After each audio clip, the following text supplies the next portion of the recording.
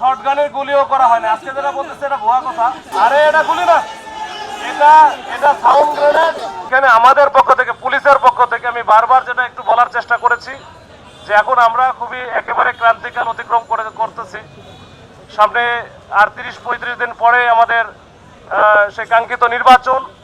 এই নির্বাচন উপলক্ষে আমরা কোনো গোষ্ঠী বা এমন কোনো কিছু করবো না যাতে তারা কেউ কোনো সুযোগ সুবিধা নাই বা এইটাতে ভিতরে ঢুকে কোনো চক্রান্ত করে বা কোনো বিশৃঙ্খলা করার চেষ্টা করে। তারই অংশ হিসেবে যেহেতু সময় একেবারে কম, এই সময়টাতে আপনারা একটু ধৈর্য ধরেন। যদি আপনাদের কোনো আইনে কিন্তু চিরস্থায়ী না, আইন কাদের জন্য? জনগণের জন্য। তো জনগণের জন্য আপনারা তো জনগণই, আপনারা সেখানে এই যে মানে আমাদের জনগণের একেবারে খুব গুরুত্বপূর্ণ একটা অংশ ব্যবসায়ী, এবং মোবাইলটা সবার জন্য একেবারে সবার জন্য খুবই নিত্য প্রয়োজনীয় একটা দ্রব্য। এই মোবাইল আমরা ইউজ করি, আমি ইউজ করি, আপনি ইউজ করেন, দেশের হর্তাকর্তা যারা আছে সবাই ইউজ করে নাকি? তো এইটা সবাই বুঝবে। আপনাদের দাবি দেওয়া যদি ন্যায্য হয় সেটা অবশ্যই সরকার এটা বিবেচনা করবে। তো সেক্ষেত্রে আপনাদের এই যে দাবি দেওয়া যেগুলো আমরা শুনলাম, আমরা আমাদের লেভেল থেকে আমাদের যারা সিনিয়র আছে এবং আমাদের যারা ঊর্ধ্বতন কর্তৃপক্ষ আছে সর্বোচ্চ লেভেলের, সেখানে এই বিষয়গুলো আমরা উত্থাপন করব।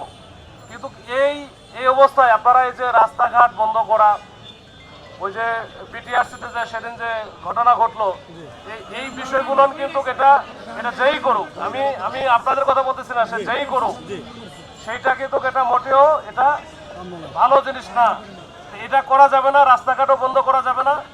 আপনারা আপনাদের মতো করে যদি, আমি বারবার বলতেছি সামনের সময় কিন্তু খুবই কম, আমরা একেবারে ক্রান্তিকাল অতিক্রম করতেছি। আপনারা এই সময়টাতে একটু ধৈর্য ধরে থাকে, ইনশাল্লাহ আপনাদের যে বিষয়গুলো আছে আমরা এখন থেকে আলোচনার কথাও যদি সুযোগ থাকে আমরা আমাদের যে লেভেলে পৌঁছানো দরকার সেখানে আমরা পৌঁছাবো। আপনারাও চেষ্টা করতেছেন, আপনাদের যারা এখানে নেতৃত্বে যারা আছে তাদের সাথে কিন্তু কথা হয়েছে, তারাও বিভিন্ন অ্যাঙ্গেল থেকে চেষ্টা করতেছে। তো নির্বাচন সুন্দরভাবে হোক, ওই পরিবেশটা যেন থাকে, আইন শৃঙ্খলা পরিস্থিতি যেন ভালো থাকে, এটার জন্য আপনারা সবাই মিলে একটু সহযোগিতা করেন, একটু ধৈর্য ধরেন। আচ্ছা আমি বলি, এখানে আমি যে অবস্থা থেকে আসছি এখানে দাবি দেওয়া পূরণের মতো এখানে আমি বলতে পারবো না যে আমি এইটা আমি করলাম ওইটা করলাম, এটা করার সুযোগও নাই। আমরা আইন শৃঙ্খলা পাঠটা দেখি, ঠিক আছে? এটা আমার ঊর্ধ্বতন কর্তৃপক্ষকে এটা জানাবো যে আপনাদের যে বিষয়গুলো আছে যেটা এতক্ষণ উঠে এলেন, হয়তো কিছু আছে যে অনেকে ধরছে অমুক তমুকে, অনেক বিষয় আছে, তো এগুলোরও আমরা জানাবো। কিন্তু এটা আমি এখন এই মুহূর্তে বলতে পারবো না যে আমি এটা ছেড়ে দিতেছি, আমি এটা করতেছি ও করতেছি, এটা না।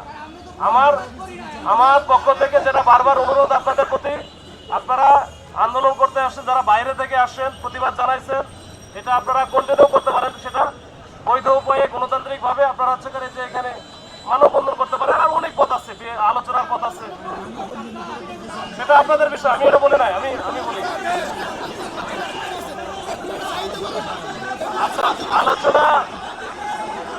আচ্ছা আলোচনা তো অবশ্যই যাবেন।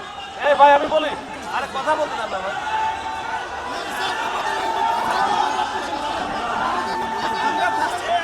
এটা নিয়ে আলোচনা, এটা তো আর আমি এখানে ওয়াদা দিতে পারি না বা কথাও বলতে পারি না।